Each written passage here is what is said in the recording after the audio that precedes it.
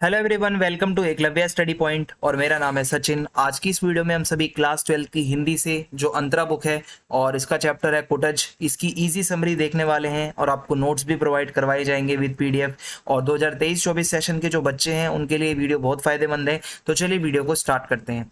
And आप सभी से छोटी सी रिक्वेस्ट है कि आप प्लीज़ इंस्टाग्राम पर मुझे फॉलो कर लें। अगर आपकी कोई भी क्वेरी हो तो आप मुझे मैसेज कर सकते हैं।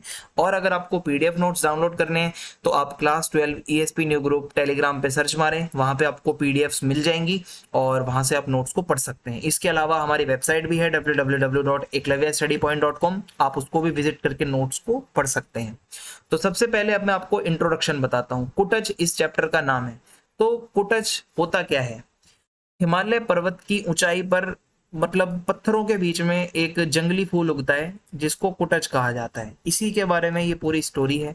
तो इस फूल के बारे में ये बताया जाता है कि ये बहुत ही ज्यादा अच्छा फूल माना जाता है, शक्तिशाली, क्योंकि ये सूखे पत्थरों के बीच में इतना सुंदर फूल उगता है जैसा कि आप देख सकते हो।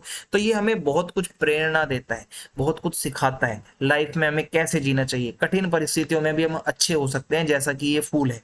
तो देखते हैं क्या है।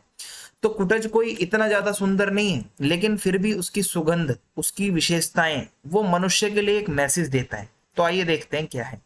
तो हिमालय और कुटज, कहा जाता है कि पर्वत शोभा के निकेतन होते हैं, यानी कि पर्वत बहुत सुंदर होते हैं। और हिमालय को तो पृथ्वी का मानदंड कहा जाता है, यानी कि हिमालय बहुत ही ज्यादा फेमस है, आपने भी नाम सुना होगा। लोग इसे शिवालिक श्रृंखला भी कहते हैं। हिमालय को शिवालिक श्रृंखला भी कहा जाता है, यानी कि शिव के जटाजूट का निचला हिस्सा। ठीक है, तो शिव जी से जोड़कर भी हिमालय को देखा जाता है। यहाँ काली काली चट्टानें होती हैं और उसके बीच में बहुत शुष्कता होती है, यानी कि सूखापन होता है। और उधर भी इन शुष्कता को, पत्थरों को, चट्टानों को झेल कर भी ये जो फूल है ये खिलता है वहां पे। ठीक है, और ये भयंकर गर्मी की मार को भी झेलता है। और ये पौधा कठोर पत्थरों की छाती को चीरकर गहराइयों से, मतलब रस खींचता हुआ अपने आप को लहराता हुआ दिखाता है। यानी कि ये पौधा इतनी कठिन परिस्थितियों में रहकर भी बहुत कुछ कर लेता है। अब आगे देखते हैं क्या है। नाम से रूप की पहचान। अब देखो, हिमालय पर्वत पर लगे इस ठिकने से पेड़ों में, यानी कि छोटे छोटे जो पेड़ हैं, एक पेड़ को लेखक पहचानता है किंतु उसको उसका नाम नहीं याद। मतलब जब लेखक देखता है ना ये पेड़, तो कहता है यार ये देखा हुआ है बट नाम नहीं याद आ रहा। तो नाम के बिना रूप की पहचान अधूरी होती है। नाम से ही हम ज्यादातर चीजें याद रखते हैं। तो यूं तो इसे अनेक नाम लेखक दे सकता है, किंतु नाम तो वो होना चाहिए जो समाज को स्वीकृत हो। यानी कि आप किसी को कुछ भी नहीं कह सकते। ठीक है, जो समाज जिस चीज को, अब मोबाइल को आप कंप्यूटर नहीं कह सकते क्योंकि समाज मोबाइल को मोबाइल ही कहेगा। ठीक है, तभी लेखक को याद आता है कि इस ठिकने से पौधे का नाम तो कुटज है। ये जो छोटा सा पौधा दिख रहा है इसको कुटज कहा जाता है। अब क्या होता है, गाढ़े का साथी कहा जाता है इस फूल को। तो संस्कृत साहित्य का परिचित नाम कुटज, ये कुटज संस्कृत नाम है। लेकिन कवियों ने, मतलब ये बताया है कि जब कालिदास जी ने यक्ष द्वारा मेघ की अभ्यर्थना कराते समय कुटज के फूलों की अंजलि दिलवाई थी, यानी कि जब वो कुछ ऐसी प्रार्थना वगैरह कुछ कर रहे थे तो उन्होंने कुटज के ही फूलों की अंजलि दिलवाई थी। ये यूज किए थे उन्होंने, कालिदास जी ने।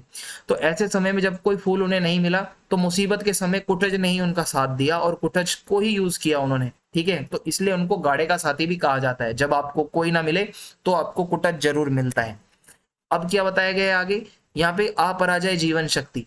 कुटज का पौधा जो है वो बहुत ही ज्यादा अपराजय है, यानी कि उसको कोई हरा नहीं सकता। वो भयंकर गर्मी में लू की थपेड़े खाता हुआ हरा भरा वहां पे लहराता है। यानी कि उसको गर्मी से फर्क नहीं पड़ता, उसको पत्थरों के बीच में रहने से कोई फर्क नहीं पड़ता। ये पाताल की छाती चीर कर भी अपना रस खींचता है वहां से। ठीक है, और ये प्रेरणा देता है मानव को भी कि कितनी भी प्रतिकूल परिस्थितियां हो, कितनी भी आपकी कंडीशन खराब हो, आपको घुटने नहीं टेकने चाहिए, आपको संघर्ष करना चाहिए, आप अपनी सफलता पा जाओगे। जैसा ये कुटज है, आपकी जीवन में कितने भी दुख हों आप उसको सहन कर सकते हो। ये हमें मैसेज देता है कुटज का पौधा। तो मनुष्य को स्वयं के लिए नहीं बल्कि सर्व के लिए न्यौछावर होना चाहिए, आपको समाज के लिए काम करना चाहिए। अब यहाँ पे बताया गया है स्वावलंबी कुटज। सुख और दुख तो मन के विकल्प होते हैं। देखो भाई, मन है आपका, मन को आप अगर खुश रखोगे तो सुखी रहोगे, मन दुखी है तो सब दुखी। तो सुखी वही है जिसका मन वश में है। अगर आपका मन आपके वश में है तो आप सुखी हो, और अगर आपका मन आपका किसी और के वश में है तो आप दुखी हो। तो मन का ही सारा खेल है।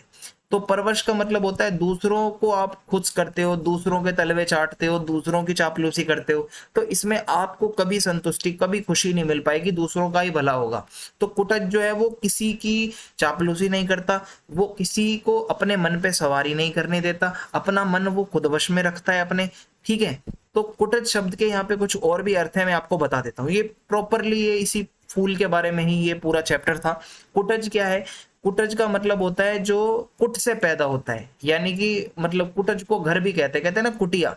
तो कुट को आप घर भी समझ सकते हो, और घड़े से उत्पन्न होने वाले को भी आप कुटज कहते हो। कुट घड़े को, अगस्त्य मुनि भी कुटज कहे जाते हैं, मतलब घड़े को भी कुट कहते हैं, और अगस्त्य मुनि थे एक संत मुनि, उनको भी कुटज कहा जाता था। घड़े से तो क्या उत्पन्न हुए होंगे, ठीक है, कोई और बात ही रही होगी, ऐसा इसमें बताया गया है। तो संस्कृत में कुटिहारिका और कुटिकारिका दासी को कहा जाता है।